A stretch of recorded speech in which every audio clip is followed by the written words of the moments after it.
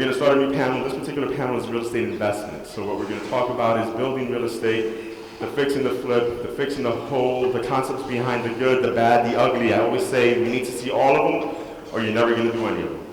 So we're going to start right up again. We have Mahir Allen over here. He's a very good friend, great investor. He loves to buy and hold, and he does a lot of notes. You can have a lot of questions from him.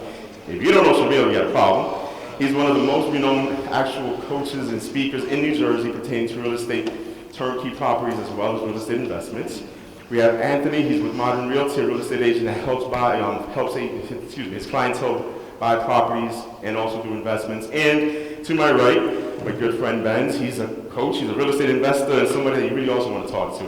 And if you don't remember Martin Perdomo, he's from Oli. He's actually going to be coming up here and getting your energy running and making this better experience. What I am going to ask with this particular panel is, we do want questions on this one. I know the last one's a little bit different, but this one is something that I feel can really help a lot of individuals here that may have never thought of investing in real estate or have been very curious as to how to do so. So I'm going to just read one little paragraph and then I'm going to start. As I've explained before, and I'm going to explain once again, this is going to be a conversation amongst peers. We're going to be speaking about these particular topics and going into depth of what we feel about it, what we do within it, and actually how we've been able to experience it be very successful.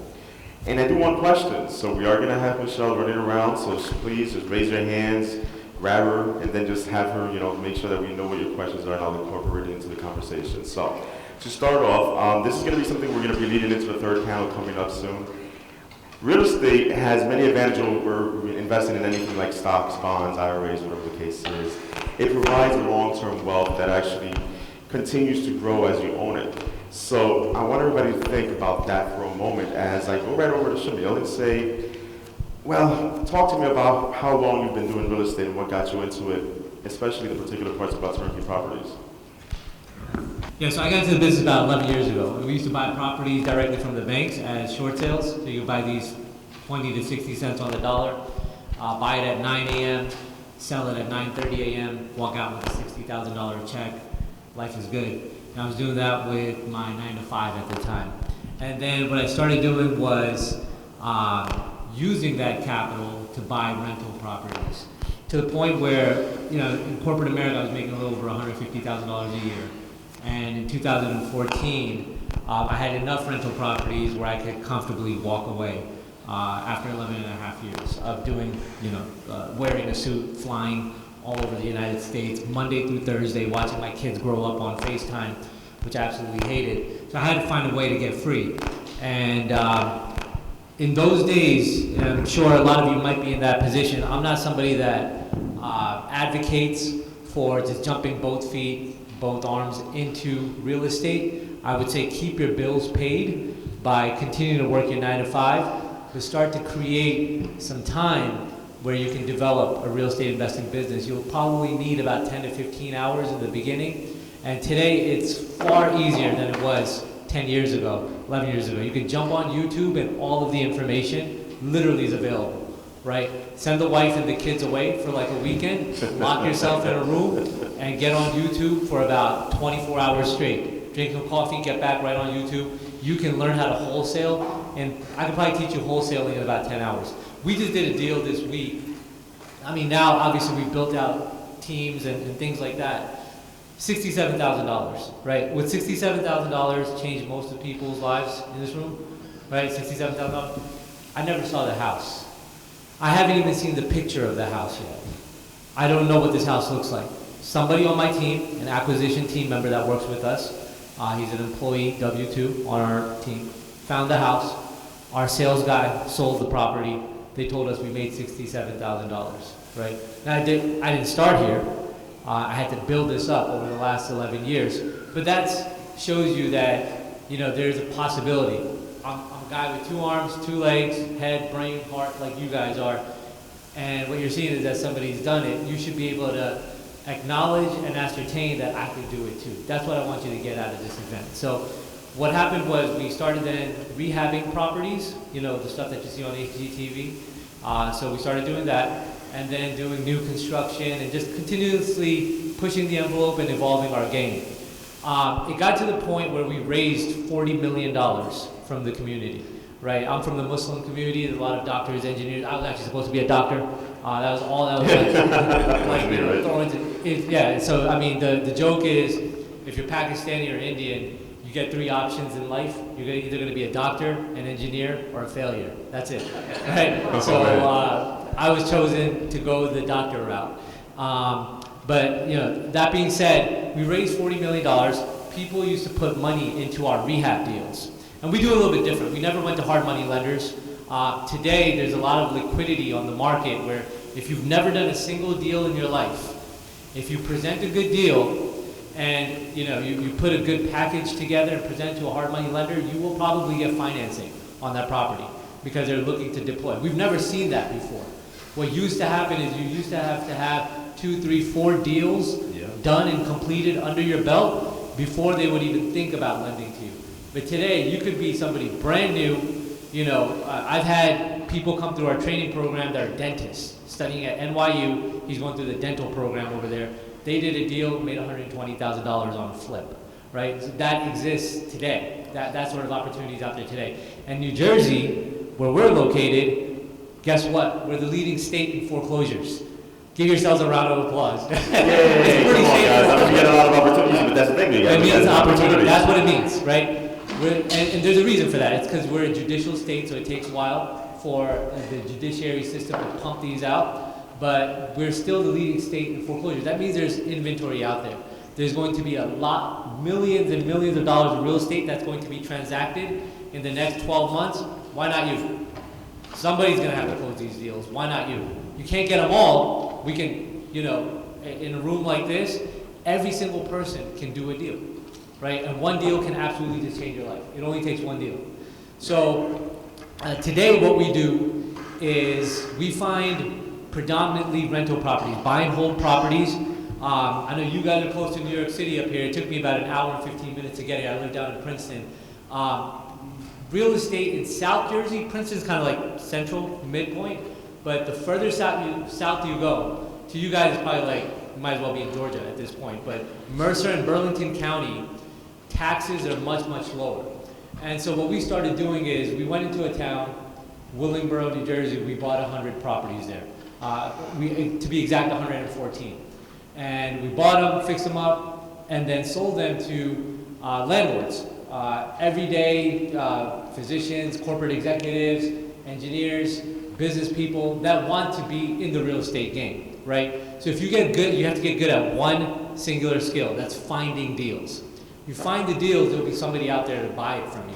You can mark it up and sell it to them. So that's what we do today is we provide turnkey investment opportunities for working professionals. So that's kind of It's funny how you mentioned how easy it is to get financing today. I remember this one individual that it was a mission to try to get his first deal done with, wasn't it? Talk about that. Remember when we did your first deal and how crazy that was actually. So yeah, my background is in the note space. That's where I got started, like on the banking side of everything. And that was in 2013. I was working for a hedge fund that was buying bad paper from the banks. And working that out, and eventually, I was started as an intern there, then part-time, then full-time, teaching people and all that. So I left and started my company in 2014. 2014 into 2016, and then I started to make that transition into physical real estate. And I found these 2 deals in Irvington. So like 21st Street in Irvington is like the worst street. And you learned that the only thing worse is like 20th Street. So I get this house on 21st Street, it's a 3-family, and I get this other house on Lincoln Place, it's a 2-family. I'm going to do as a flip. And I don't know who to call. Somehow I got Hector's information. He's like, I'll get you set up. And this is my first 2 deals. So just like you're saying, it was harder a couple years ago. So I had to speak with the owner of the company.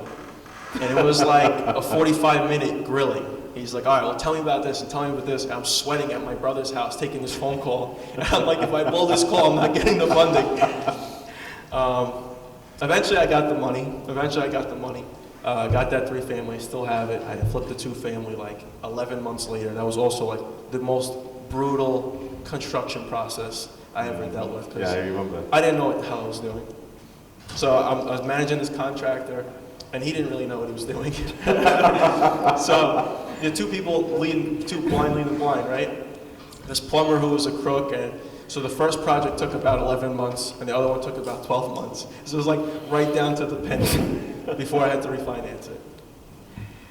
I remember that, man. That was crazy, actually. So, you know what I mean? It's like, do you remember your first deal? My first deal. Was it good or bad?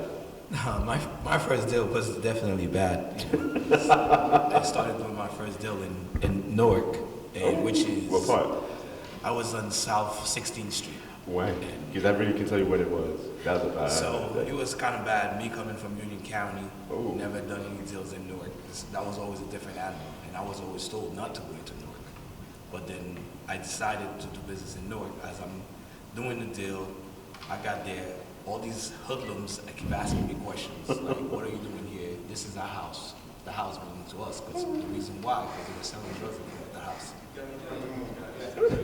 And so, so I kind of got to freak out. I'm like, what am I gonna do? So every day when I go there, I'm like, okay, am I gonna come back home or am I not gonna come back home? Day by day, we started to ask me questions. What's my name? What's my background? We started to talk, and like maybe a month later, things kind of ease out. As things ease out, then I came back as I'm doing the construction. Somebody went inside of the house, stole all the pipe. You gotta imagine. I don't have much money. This is my first deal, so now I had to start all over. Don't have no money to go back. I can't tell the hard money lender I don't have the money to fix it. So finally, just started thinking. I'm like, okay, let me think outside of the box. What am I gonna do? So I just started using my credit cards. I think I used like 15,000 of it to bring it up a par. And then as I'm doing it, finally, the deal started. I started to see the end of the tunnel. Before I even finished the deal, somebody from down the street says, you know, my parents just died. They left me money. We're looking to buy a house. I don't know if you could help me. And at the time, I was a loan officer before, prior to this, and I was like, I'll be able to help you. So I helped them put the deal together, and then 7 months later, I was able to sold it. I didn't make the money that I expected to make, but I made something. Since then, I kind of like, okay, this is the kind of things that I want to do. And at the time, I still had a 9 to 5. So since then, I'm like, you know what? Call my boss, and I let him know, like, listen, I don't think I'm going to continue working at the company. I was already there for 5 years. And he's like, well, I'll give you an advance, you know, for you to stay for another 6 months to train the other people. I took the advance. So as I'm there every day when I go to work, it started to be boring now. I have no intention of being there. No matter how much money they pay me. My phone keep on ringing. Oh man, I got this deal for you. I got this deal for you. At the end, I end up giving them some of the money back out of my contract, and then I jump out the window. The desire for somewhere else? Correct. I mean, that's crazy, though, because at the end of the day, you didn't want that. No, I didn't. You found what you wanted. So you wanted someone to break into your house? I mean, sometimes you got to go through the bad to get to the good, right? You have to. And then I always wanted to be in that business. The reason why, like, I remember, like, the first time I'm meeting all these guys, these loan officers, they dressed well, sharp. I'm like, oh my God, this is the life that I want. But imagine, I don't have a college degree. How am I going to be able to look like these guys? So I started surrounding myself with all these guys. This is what they do. I follow them around, started asking them questions. And then from there, I kind of figured myself out. Take a little bit from them, a little bit from myself, and then kind of put it together. No, that's not though. I mean, you figured it out. Yeah, I figured it out. The funny thing about fixing flips and even fixing holes, you got to figure it out, man. Not every single deal is the same. Not all the time are you going to find the perfect deal. I mean, I've only had one good deal that was actually probably 2. Everything else was a mission, man. It's like going up a hill with holes every single way up the thing. It's like, yo, but you got to deal with it. It comes with experience. For anybody that's not in the business, it's like every day you're gonna make mistakes. It's okay to make the mistakes, but except in our business, when we make mistakes, it costs us money. It's an expensive cost.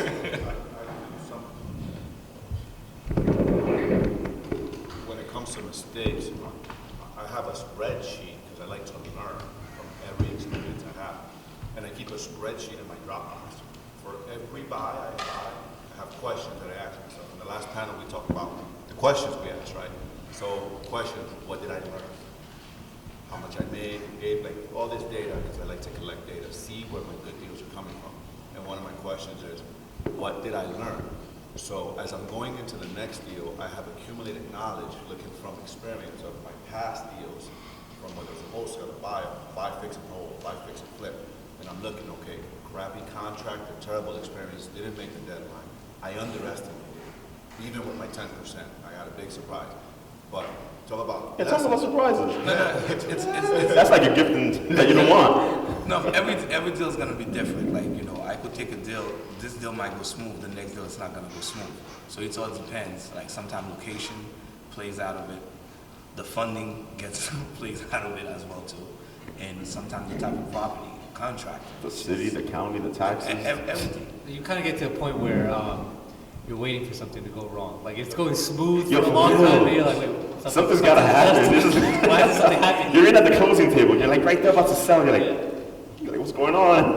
All right. No, it always happens. Something always going wrong. Whether even when the deal is done, like you just said, the deal is done. House is in the market. Came back. They doing an inspection. Came back with something different, totally different. One time in the inspection, I fixed a house for like $120,000 house. I'm doing it in Colonia. Beautiful home. On inspection, I ended up spending almost like $10,000 on fixing to satisfy the buyer. And that wasn't part of my budget. You know, I figured something out one time about that. One of my friends actually, he was like, Hector, when you buy a house, it's going to cost you an extra $300. Send an inspector in there. Tell him to tell you exactly what he sees that has to be fixed to meet code. Fix it. Once you're finished, bring another inspector, a totally different person, pay him again, and then you'll get the final pieces. You'll actually know what's going on before you even go through the process. I want to ask you guys, what's your mindset? Because you see these people listening to us could be looking at this and they could be thinking in their head, well, I can't do that, or I don't know how to deal with that. How do I deal with that, right? And I'm going to share a story. I think we have a question out there. Before you get pulled up, I just want to share a quick story I had and how I dealt with that. I'd like to know how you guys deal with it. You guys are rehabbers and dealing with this stuff, right?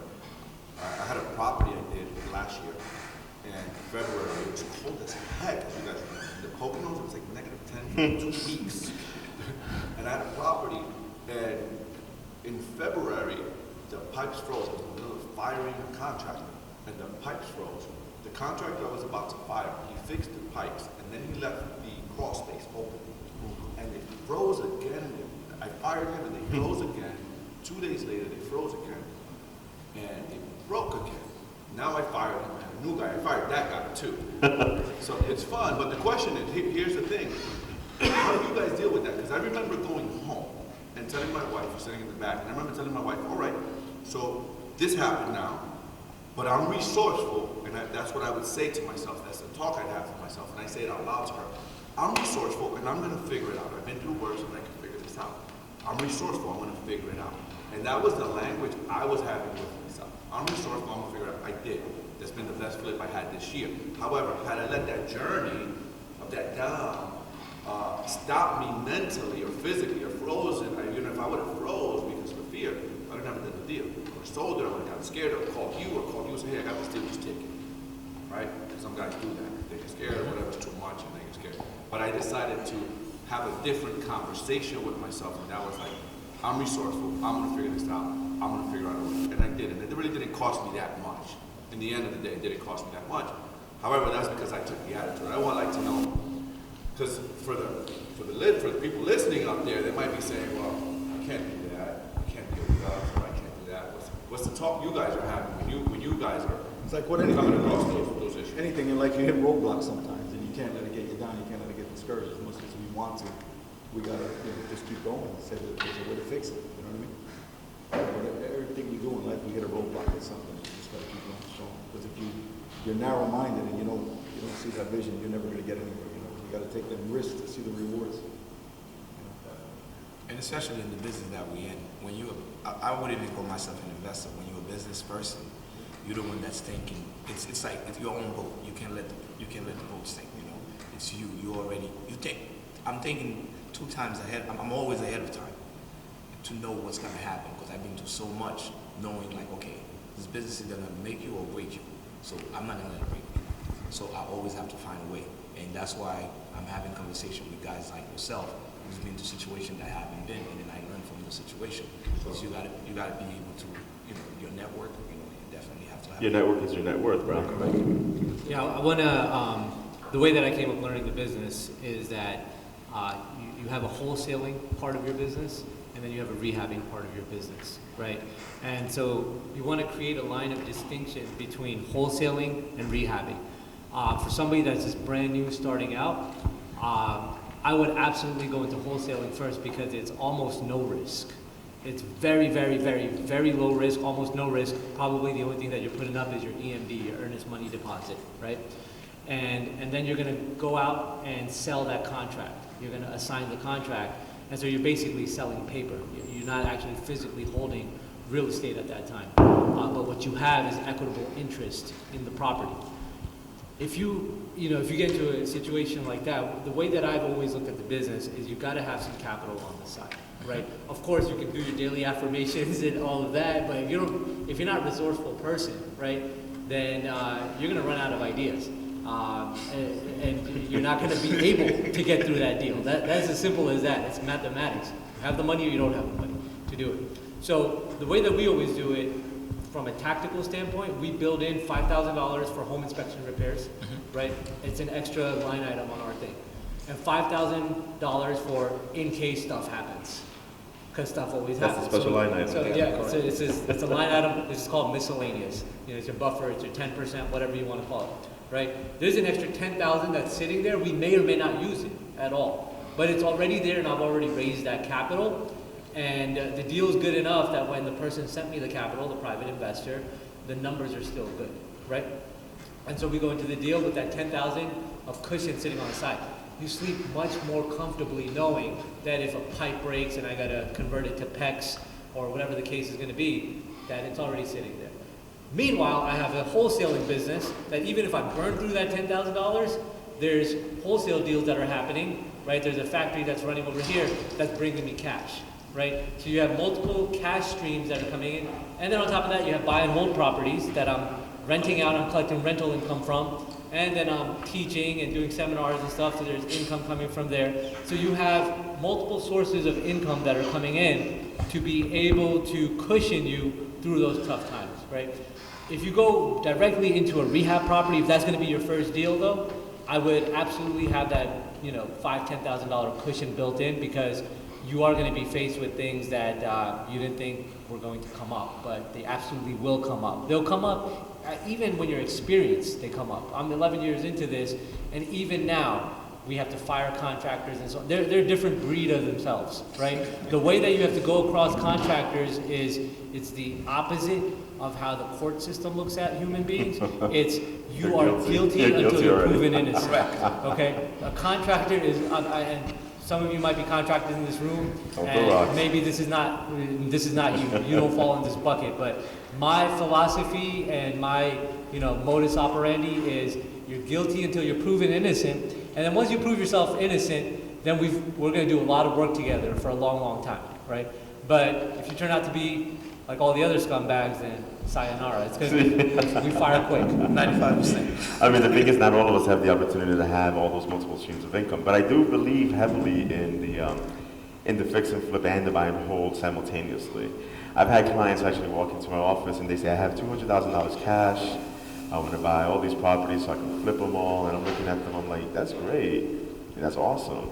But why not start utilizing that capital to build up a wealth while you do your fix and flips, which then in turn actually keeps feeding the animal of building your portfolio.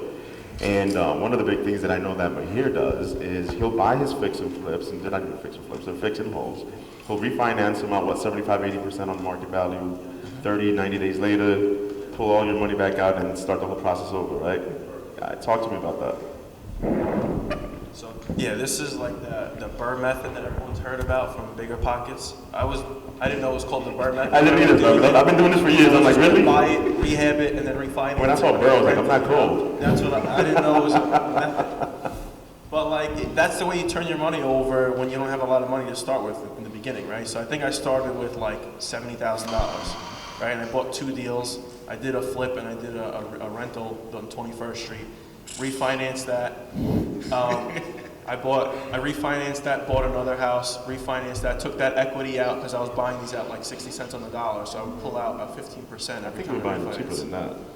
I mean, I'll get the numbers out if we have to. So I was using that extra 10-15% cushion that I had, and then now rolling it into the next deal and rolling it into the next deal. And it goes back to the mathematics, like we were talking about up here. It's just like, it don't fall in love with the deal. It's the numbers that are going to make or break the deal. And you build in those cushions and you do everything like that. And if the deal makes sense, then you buy it. Dude, And that's if the the way deal we doesn't make bought sense, it won't everything. make dollars. What was that? If the deal doesn't make sense, it doesn't make dollars. True, true. You just go broke. Exactly. Yeah, I mean that's what I mean. I have 30 rentals in Jersey. I have another 15 in Philly, and then I'm doing like 7 or 8 flips on. I count it as like side money. It's like That's your build up. Flips is like easy work for me. Well, that's the thing though. Flips, I think, is really just the temporary money. You see, Correct. because everybody, and a lot of investors, and I don't knock fix and flips, because I'm doing 4 of them right now. But what I'm trying to say is you need to visualize what that money's going to do later. Because you can make money, go out, buy a car. You can make money, go out, get a watch. Guess what? You just bought a watch. I got a watch. That don't do much for me, but tell time. That don't tell me I got to keep working more to keep, that's the way it works. But now when you start working into real estate wealth creation, which is really buying homes, that's your long-term money. You have depreciation, you have tax write-offs, you have all these great gains. And with so many different programs out there, which I'm sure a lot of people don't even realize, you could buy a property today, refinance that bad boy 30 days later at 75% of the market. No doubt. As long as you got good credit and the debt service coverage is there, you're getting your money back. Right. You know, and that's the thing. Not so many people even realize that. They all think, I gotta go to Fannie and Freddie, I gotta do a conventional loan, I gotta get an FHA loan. Utilize an FHA loan like it's a fix and flip deal. You can't do that. People think what I'm doing is a scam. So It is. Keep them thinking that way. That way you keep doing it. yeah, it's funny because like my friend works at Chase Bank, and he's like, I want to do what you do, and I have another friend at TD because I pop into the bank making my deposits and stuff. Oh, they're jealous. And they're all my age or younger, and they're like, "What? That doesn't make sense. Who would lend you money on a house that needs all that work?" I said, "They're called hard money lenders. Like they're everywhere." He's like, "But why? It doesn't make any sense. The house is worth nothing." I'm like, "Because it's going to become something." Like, and I'm trying to convince them that it's a real thing. I'm like, "Listen, man, if you don't want to believe me, you don't have Don't call me. to I deposit got it. my check." If it bounces, then come back to me. Yeah. Well, you know what it is that the problem is a lot of individuals, they scared by the interest rates or the points. Yeah, but scared money don't which make is- money. Which is small stuff, like, it all depends on your background. Because like, when you tell somebody you're buying a house, the interest rate is gonna be 10%, 12%, knowing that FHA is going for 4.5, 3.25, and then they take you out of your mind. But if they really understand the business or do the math, there's not really much of a difference. The difference might be another $200 or $300. So you Monthly, yeah. monthly. So you figure you're going to be in the flip for 6 months. You multiply that by 6. It's not much of a difference. Did That's you know the money. difference in reality from cash or even in that type of business is only 7% profitability? I didn't know that. That is. They're stuck in themselves, dude. But it's You brag about the rate. I got a 3.25 rate, right? But if you say I got a 10% rate, who you bragging to? But it's the mindset. It's the mindset. Yeah, it's the mindset. So you gotta remember, we are investors. You have conventional and you have FHA, which is these guys are way bigger. It's what's being advertised. This is what life is all about, the American dream. But the American dream is like stepping out of buying a regular home for you to live. Now you're gonna invest. If you're gonna invest, you can't accept the same treatment that as a first-time home buyer and as an investor. The rates are still gonna be totally different. And the person that's putting the money behind you is definitely taking a big risk too. You figure you're only putting 10% or 20%. They gotta cover 80% of the money. But you know what's crazy? Everybody talks to you. You just said, okay, Fannie, Freddie, FHA, they're huge, bro. But you know what's funny? They keep you down. Fannie and Freddie only give you opportunity to buy 7 properties. And sometimes up to 10 maximum. And on top of that, once you break your 3rd property, they make you have reserves of 12 months for each and every single property you own. So that means for you to qualify, I own 3 properties. It's also showing me 12 months reserves on each of those properties, plus the one that you're buying, which means I got to show them almost 200 grand before I can even buy the next one, with a 25% down. Correct. And guess what? That stays in the property. The equity never comes back to it. No construction money either. You know what I mean? And so what's happening is people look at, oh my God, that's great though, but I'm putting idiots. You're getting a 5.5% interest rate, but you're putting down 25% on the property, which stays stuck in that property for the next 30 freaking years. What I'm hearing here, talking to you guys, is that you said it, it's 80% of this is mindset, right? Yeah, it is. I agree. 80% of it is mindset, and then you said it's just the numbers. It's just numbers, man. We look at deals, all of us here look at deals for it. Nope, not a deal. And that's just calling me private money, and just calling me, I guy called me yesterday, you scared of my money? I said, no, man, I want your money. It's gotta be the deal that mix. I'm only, like you said, I have 2 channels. I buy and hold, I buy fix and flip, and I have wholesale. The stuff that I don't want, I'm wholesaling. I got a cash buyer business. I'm wholesaling that. So if I'm taking your money as a private investor, and I'm gonna do a deal myself, you better believe it's the cream of the crop. Right, because I've done the numbers. And it's just, that's just 20% of it. But to get to there, not to get past that point of, well, it's 10%, I gotta pay my investor, or it's 12%. That's a lot of money when Fannie and Freddie, people gotta get out of that lack mindset and look at, get into that. That's the first step. Yep. Is seeing the big picture first. Like, they're like, oh, but you're paying 10% and 2 points or whatever. It's like, I could just buy the house cash. I was like, well, how many houses can you buy cash like that? One? I said, I'm going to buy 5. And then when you're ready to sell that one, I'm going to have 5 times more income than you. And then what are you going to do? You're going to buy 1.5 properties? But you know, that's And then I'm going to buy another 5 to 10. But that's what I just said, though. You see, you just said exactly what I was trying to refer to. So the reality is this: I can buy a property right now, cash $100,000, right? But then again, I got to rehab it, so I got to drop another 50 grand into it because I'm an idiot. I didn't want to go get a loan with somebody. It's like I want to keep all the money to myself. So I fix everything. I'm 150 in. Let's talk about closing costs, all this other nonsense that I did. So I'm $175,000 in by the time I sell the property, give or take. I'm going to sell it for $250,000. Let's say I made $35,000. $35,000 on my initial investment of $175,000. Dude, that's like what, maybe 14% return, right? Maybe 15. So now I'll take that same $100,000, or excuse me, that same $150,000 that I had because I had my money stashed away, and I went to a hard money lender. And I found myself 4 properties, $100,000 each. They gave me all the rehab, so I didn't have to bother with it. So on a $400,000 purchase with like $200,000 worth of rehab, we're looking at about a loan. Approximately, I'm a first timer, you know, whatever the case is. I'm getting a loan for about, let's say, 600 grand, right? On that $600,000, I only had to come out of pocket about 50, right? But I'm gonna flip that property, all 4 of those properties for like $1 million, let's say 100. So I flipped them out for $1,100,000. After closing costs and everything, I pocketed about $250,000 on the same initial $175,000, right? So how much more of a difference was it me paying Homeboy 12%? Yeah, it is. It's another scheme. Well, they don't get that. They get so stuck. I have arguments with people all the time on this, and they'll sit there talking about like, nah, you're wrong. I'm like, no, I'm not. I can show you checks.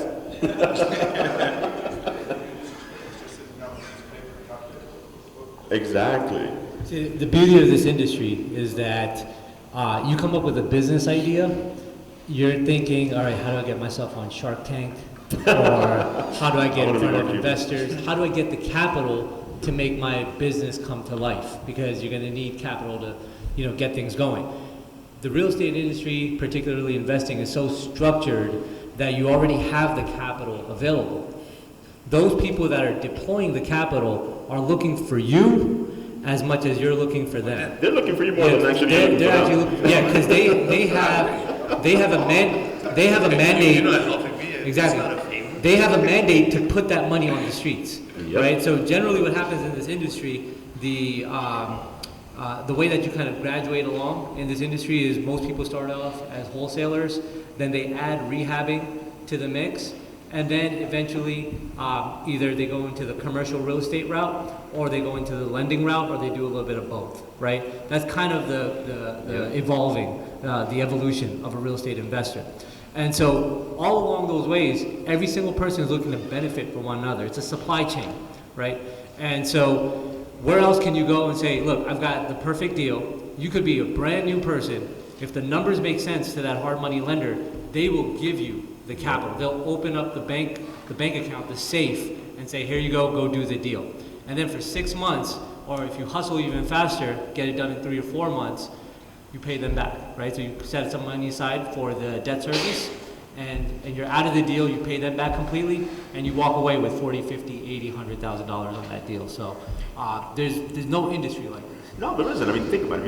If you go to Fannie, Freddie, FHA, they require a minimum of 620. You could be lucky to get down to a 580. That's all nonsense. They're trying to just pull you in and then lie to you and then make you feel bad because you don't qualify.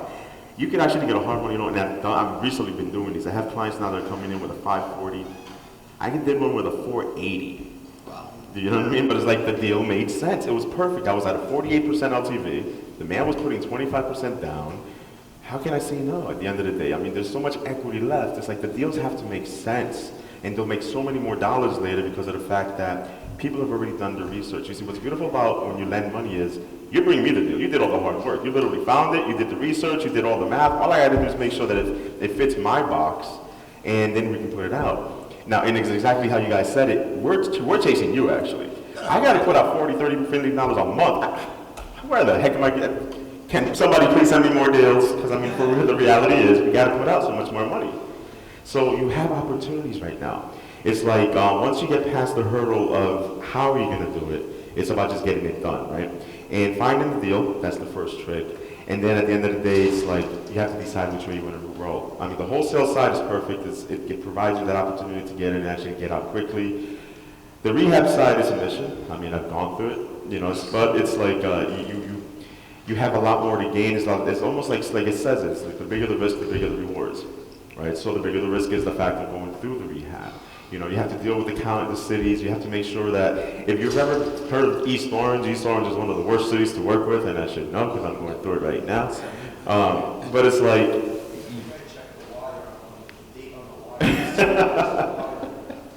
no, they're crazy. But those are the things that you have to go through. You know, it's like you figure it out. I don't know. It's somewhere in the wire. I don't know. That's how you are. The first question is, well, you guys already confirmed it, but someone who doesn't like have good credit or like little to no money, like what would you be like your advice to like getting started into real estate? You always want wholesaling, to, right? first of all, when you're brand new, I always say this to a lot of individuals, get someone that actually has a clue. All right, you don't want to jump in just because you feel that it's this big thing. HDTV has made this look so easy and so perfect that it tricks you and it makes you feel like, oh my God, I'm going to be able to jump in there and make $1 million and I'm going to look just as good as Homeboy does on TV. It's not going to happen. So bad credit, you have to be in a very perfect situation for that. You have to have experience. I can't say that if you're a brand new individual, we can provide you capital because we have to look at the fact of how you paid money back in the past. And your credit has a lot to do with that. On top of that fact, if you're brand new, now we have to take a bigger risk. Do you know how to handle the deal? Do you know how to do the construction? Do you know through the process? Who's going to be selling the property? There's a lot of other tangible aspects to that situation. So always don't necessarily just jump in. Like Shamil said, find a reason and find a way. If you found a great deal and you know you can't really qualify for that loan, or you can't have a partner come on board for it, wholesale it. Make a couple of quick bucks and then move on to the next one until you find that right partner and then partner with somebody. I think partnering as an initial is a great way to get into situations because you're now putting the risk on both of yourselves, somebody that knows what they're doing, and you're bringing in the capital, even the property, and that helps a lot more. What's your next question, bro? Also, my second question was as far as like networking and everything, because they do say like your network is your net worth. So, and there's like a lot of fluff out there as far as like, finding mentors and stuff like that. So how do you... Look at this table. yeah, that's what I was going to ask. Like, how do you actually find the right people that actually know what they're doing and, follow their footsteps and get the education you need? Should be able to answer that. Just get on YouTube, man. It's all on YouTube, but if you He want... gets paid every time he says that, by the way. No, I mean, 2 years ago, I stopped kind of doing a lot of education. It is a little bit of a grind sometimes, but the way that we do it, the way that we structure it is we have you come in as an intern in our office and you actually learn the business. We just throw you right into the swimming pool instead of giving you theory, this is how you move your arms, this is how you move your legs. We throw you right into the swimming pool and teach you how acquisition works, how disposition works and all of that. What the contracts look like, what are all the main clauses that you need to be concerned with, how to read that, how to work with title agents, attorneys, all of that. So we actually teach it to you as you're working and getting paid to do so. So that's the way that we structure it today. But continue to go to Real Estate Investor Association meetings. I see Christopher Goodson sitting here. He runs a large one here in New Jersey. You also have John Steingraber, Nick Tang does a lot of events. So you'll meet a lot of good people that you can rub shoulders with and speak to them. And you'll get a sense of who's actually doing deals and who's just new and just kind of starting out. Gravitate to those people, get them, take them out for coffee, pick their brains, figure it out. It's not all that difficult. It's not rocket science, trust me. There's a lot of dumb people wholesaling properties out here. So basically what you're saying is you don't gotta be smart to make money. And then one thing I would say to them is like invest in yourself. So if you know you want to be into this business, Read you have bad credit, you don't know where to go, try to invest in yourself, fix yourself. You know, you said give yourself a certain amount of time. Say, you know what, 6 months from now, I'm going to be a totally different man. I'm going to go ahead and invest in myself. So if you think that you want to get into this business, start asking questions, family members, whatever you got to do to invest in yourself. And you know yourself now, then you're going to leverage yourself in order for you to get into the business. So that would be the best way. You married right now? You have kids? No, it's Man, 20. you got the whole world in front of you, man. All you have is time. So invest it into getting educated, right? And then just massive, massive action. That's all you have to do. Find the deals, the money will find the deals. Correct. The action's easy. Just keep going. Don't stop. You know, because it's like you're here. That means you took the initiative to try to make something. You came here to try to figure out what it is. You may not have known what you were walking into. You may have walked into something that most likely everybody here didn't realize they were going to walk into. But you seem to want to have something done. That's why you ask questions. You ask questions because you want to know. You want to learn. So all you have to do is keep going to events. Eventually, you're going to run into the person that you feel comfortable with, and that's who you're going to stick with. All right, so just keep going to events. Don't stop. I mean, some of them are free. Some of them cost a couple of bucks. Invest. Buy a couple of books. You know, I mean, the biggest thing I learned was, and I learned this way too late in my life, and I wish I would have learned this way earlier. Read. Read. I mean, I think within the last 5 years, I've read 3 books. Within the last 2 months, I've read 7. Great. You know what I mean? So it's a very big difference in when you actually start getting into that, because it helps build yourself up from an individual perspective, your business life, your love life, your financial life, everything follows. Read. I was to say, just to be a little bit more Question. specific, a couple of YouTube channels that you should look at. Max Maxwell is really good. Also Wholesale to Millions, that's another really good YouTube channel. Dan Merrill has a really good book on wholesaling. So in terms of a book, step-by-step wholesaling, Dan Merrill has a really good book out. We have a question. She'll be right up to you. She's taking one in the back first. Hi. So the panel that is speaking today, will we be able to have access to maybe reach out to the panel members later to maybe do some transactions? I'm a real estate professional and an insurance professional, and I've been around in many of these seminars and events. And one of the things is after the event is making the connections. And that's what I'm looking to do, as well as become an investor just like yourself. Well, we are going to be having lunch in a few moments, so you have about an hour to an hour and a half to network with everyone. So you do have opportunities to meet with the panelists. That's fairly easy. Michelle, we have one more question at the front. You guys making her run. Exercise, good. Well, my question is basically, what book do you recommend? You said you're ready for you. Honestly, the first one, and I know it may sound cheesy and a lot of people are going to look at me funny, but Think and Grow Rich is one of the most phenomenal books you're ever going to read. You know what I mean? In my opinion, Think and Grow Rich is going to take you to a point where you're going to get into that perspective of learning what you want to do first. You see, the things, this is the way I look at my life: faith, love, and desire. You have to have faith in life and in God to figure out how you're going to do your life. You have to love what you're doing to get there, and you have to have the desire to make it happen. When you have those 3 things in your life, that's what you're going to actually achieve. So I got that out of that book. And I've read that book probably within the last 5 years, 15, 20 times. And I continue to read it. I just got it on audio for the first time. Actually, on my way here, I was listening to my audio. I'm reading this book called The Law of Thinking. It's about manifestation. Everything that you want to bring it into the universe of what you want to do. So if you're thinking you want to be a real estate investor, so put yourself in position so you could be that person. Yep. Correct. One book I'll recommend to you is actually the book that led me down personal development. I'm 24, and I made 6 figures, and I don't have a college degree like some of these guys do. Me neither. But what I have is, I have the desire to want to continue to learn and grow. And one of my first mentors told me, he's making $70,000 a month selling life insurance in New York City. And I went to him and I said, how the hell are you doing? She said, the same product, the same companies. And I can't even understand you when you speak English. He's from Guyana. It doesn't matter.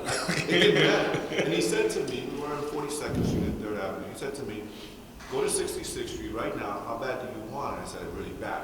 He said, go to Barnes and Nobles right now. Back then, it was books. It was real books. It wasn't art. None of that stuff.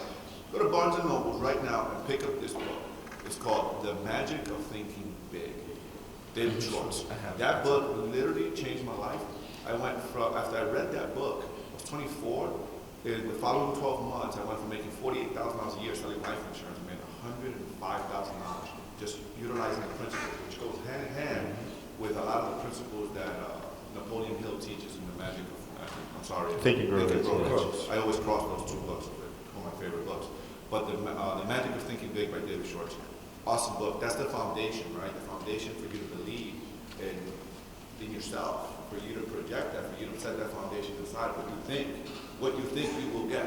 Literally, what you think. Every man, Earl Nightingale says, a man is where he is because that's exactly where he wants to be, whether he admits that shit or not. Look at yourself in the mirror. You are where you are because that's exactly where you want to be. At some point in your life, you saw yourself exactly where you are right now. Be it good or bad. Dedication. That wasn't me. A lot of dedication. All right, do we have any more questions in the audience before we cut off? Okay, here we go. Run, Michelle. Hi. For somebody like me who's still young, do you think it's even worth going to college? Like you guys didn't finish college, but you guys are still financially successful. Wait, did you just ask me a question about school? What was the question again? Do you think it's worth going to college or university? I would always say yes. No, you know what? Okay, I have to be honest. Well, for me, I didn't go to college. Not because I didn't go to college, I would not tell anybody. No, exactly. Because I have kids, I encourage my kids to go to college. I don't say no to college. All right, you know why? Because I have 5 degrees and I'm actually thinking of going back. It's about what you want to do with it, though. You have to understand that. Because at the end of the day, you're choosing a path that you want to follow, regardless of what it may be. It's what you're going to get out of it. So school is what you want out of it. If you want to go to school to get a degree, to get a job, God bless you, go to school, get a job. If you're looking to go to school to learn certain things that then you're going to be able to get out and get a business, still go to school. Because I went to school, I have a degree in business, and that was one of the better things that I've actually been able to get out of school. So I'm not going to tell you not to go to school because it's actually probably the worst thing I can tell you, because at the end of the day, education is great. Education is something you need. That's why we keep telling you to read. That's why we're telling you to educate yourself. So we don't say no to education. It's what it is that you want to do with that education once you receive it that is more important. So what about you? Yep. I believe in specialized education. Oh yeah, technical schools are phenomenal. If you're going to go to school, and I have kids in college, so We if you're going to go to school, the best education you can get is the investment in yourself. Don't go to school, and I'll say this publicly, I don't believe in going to school just to say, I have a degree. Mm-hmm. When we are They're interviewing worthless. people, right? When all of us are interviewing people, for me, I can speak for myself, if someone comes with a degree, and I don't have a college degree. Someone comes to me with a degree, and they say, I have this, that, and the other. All that shows me is that you're committed to doing something and you finished it great. And you get that. That's great. That's awesome. That's awesome that you did that. Now, where do you add value as a human being? Yep. Like, where is your value? Tell me, let's talk intellectually. Let's talk about how you can add value to my business. How can we grow? How can I help you grow? How can you help grow my business? Yep. Opposed to just throwing a piece of paper in front of me. It's just my 2 cents. If you're going to invest in yourself, continue to come to things like this. If this is what you want to do, continue to come to events like this. Continue to learn, find a mentor, find a coach. Put yourself in the environment. But when these guys, you either go for your run around for seriously, that's how you learn. So this guy say, hey, listen man, you need me to run get your coffee for you while you're doing the flip. You want me to go get you? That's what you gotta do. That's how you learn. Take core classes. Take things that are actually worthwhile. You see, because and it's funny from someone like myself. I went to school thinking I needed to go to school. I'm Latino, bro. My parents were like, you gotta go to school or you gotta get the hell out. No choice. That's just the way it was. So I went to school. I was a good boy, and I graduated, and then I got bored, and then I went to school again, and I graduated, and I got bored. Then I got a job, and I got bored. I was like, I didn't have back then. It was just more forced on me. So now you're in a position you're choosing. So choose to do what makes you happy. Choose to do what's going to get you where you want to get to. Me, I have 5 pieces of paper with a heck of a lot of debt behind it. And it's doing nothing for me. You see, so I just don't knock school because I believe school has a great piece that you can utilize. It's just find the pieces that make sense in your life. The key, one advice I could give you as a young man, from a man to a young brother, is get clarity in your life first. Know what you want, know what your purpose is, and where you're headed, and then build from there. Decide if that's what doctor, engineer, awesome. But get clear first. What's happening is a lot of young people just go to school because society tells them, and that's. Is it okay if I'm speaking to the I'd like to speak to the Go ahead. No, go ahead. It's a program. I mean, we're programmed. You got to go to school, you're going to need a job. For who? You're working for who? You're making who rich? You're programmed. You go to school, 4 years, get a job, work for someone. Who says that? Who created that system? Unfortunately, I followed that Yeah, structure. who created that system? So your power is in you getting clear who you are. And then you decide. Your power is your choice. You decide, okay, I'm going to follow that structure because I'm deciding, not because society is telling you to have to go that way. If you want to be a doctor, listen, I don't want an uneducated surgeon doing surgery. You can't be a surgeon if he's not educated. You can't just walk into that. I don't want an uneducated engineer, giving me plan for a house or anything like that. You need education for that stuff, right? But you got to get clear first what you want. Once you know what you want, then you got the power to decide where I want to go. Not because that's what society tells you. That's bullshit. Excuse me, guys, but that's Hey, somebody had to say it. Passion. All right, next question. Oh, dude, for real. I guess for everybody there, when you guys started out, what was the biggest hurdle, that you guys had to get over just to get where you are today? The biggest hurdle to... That's always a hurdle, man. That's gonna be. I'm gonna have that same hurdle tomorrow. That's not starting. That's life. You learn as you go along. Every day is a learn. Because they're scared because, I don't know. How do you handle the contractor? I don't know how to do that, so they never start. Well, that's actually the biggest hurdle. Starting. At the end of the day, if you don't start, you're not gonna get anywhere. You know what I mean? It's like you have to figure out how, right? Okay, but you can't figure out the how until you start the process. And you start the process simply by literally starting the process. It doesn't matter what it is. If you go through the pamphlet that I provided you, it literally says it. Just do it. Doesn't matter. Don't ask questions. Get into it. Eventually, you're gonna figure it out. You're only going to figure it out when your money's on the line. Correct. You're not going to figure it out. You see, that's the thing. You see what's funny about that though? That comment is hysterical to me because a lot of people think I want to do 100% financing, right? What the heck kind of risk do you have? What kind of heart are you gonna put into it? What's the passion? What's behind it? You're not gonna do nothing. It ain't my money. No skin in the game. No, when you don't have no skin in the game, that means you have no reason to succeed. You know what I mean? It's like if you don't have a reason to succeed, what the hell's the point of getting out of bed in the morning? I do think that you're probably one of your biggest challenges at first building that network and getting cash buyers. I thought I was on wholesale first, and that was probably that trajectory on wholesale. And then I found a deal, and I negotiated such a good deal that I just couldn't wholesale it. I got the deal for $5,000, and the rest, the seller said I could give it to him when I sell it. I couldn't just pass that up. But the thing is, leading up to that point, was at the beginning when you first working and you're like, damn, nothing's happening. I can't get it. I don't know. It's just getting through that and just knowing that the work that you're doing is creating momentum and you're creating energy and you just keep showing up to real meetings, keep talking to people, if it's correct as that, as you're doing, keep putting it, keep building on that. Just getting past that is 2 months and I haven't done nothing yet. Just keep doing and trust the process and you're gonna hit. Keep taking massive action. I heard that here a couple times. But massive action, dude. Massive action trumps knowledge all day, every day. Listen, we can have the best minds here, but if you're out there getting deals, and you're getting deals, and we have a lot more experience than you, you're out there getting good deals, just taking action, just taking action, just taking action. They'll beat us all day. Exactly. You're out there getting deals. We can sit behind a desk all day. If you're out there getting the deals, you're gonna make money. Remember what they say, it only takes how many times to fall down for you to actually get right back up again. You just have to keep getting up. It doesn't matter. You're going to fall down every single time, but as long as you keep getting up, you're going to get to where you really want to get to. What is considered a good deal, and how do you find it? A good deal is really financials. It's like Shamila and Martin said, and Mahir actually said, if the numbers make sense, it's a good deal. It's just the numbers. A good deal could be any deal. It doesn't necessarily mean that it's a special thing. But the 70% was probably the most perfect thing in the world. And there's two ways to look at it. But no, then I'm gonna show. Then you're gonna love this one. I have 2 ways to break down the 70% deal. The first way is the simple way, right? So let's go to somebody who tells me this particular property is going to be worth. We have to work off the price that is going to be worth when it's fixed. Look at it, the ARV, the after repair value. The property's gonna come back at $400,000. That's what it will appraise at, that's what you're gonna sell it at, supposedly. Now, you multiply that times 70%, that's gonna be the number you have to utilize as your base, right? If I'm not mistaken, that's 280? All right, so let's say the rehab's gonna cost you $30,000. You deduct from the 280 to $30,000, now you're down to 250.